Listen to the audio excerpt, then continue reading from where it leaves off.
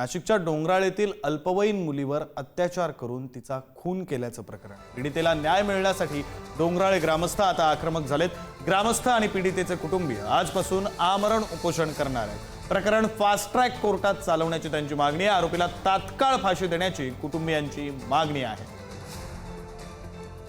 नाशिक जिल्ह्यातील मालेगाव तालुक्यातील डोंगराळे ह्या गावात 14 दिवसापूर्वी अतिशय संतापजनक घटना घडली होती। 3 वर्षीय मुलीवर अत्याचार करून तिचा दगडाने ठेचून खून करण्यात आलेला होता।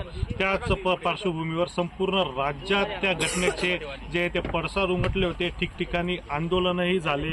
संपूर्ण व काही गावांमध्ये कॅन्डल मार्च पण निघाला त्या मुलीला न्याय मिळण्यासाठी। आपण ह्या डोंगराळे गावात आलेलो आहे व आपण इथे बघू शकतोय की आज संपूर्ण जे गाव आहे ते आमरण उपोषणासाठी इथे बसणार आहे। संपूर्ण इथे आता आपण बघू शकतोय आमरण उपोषणाची इथे जी तयारी चालू आहे व आता आपण पुढे बघूया की ही यज्ञ आहे 3 वर्षीय बालिका आहे तिला न्याय मिळेल का।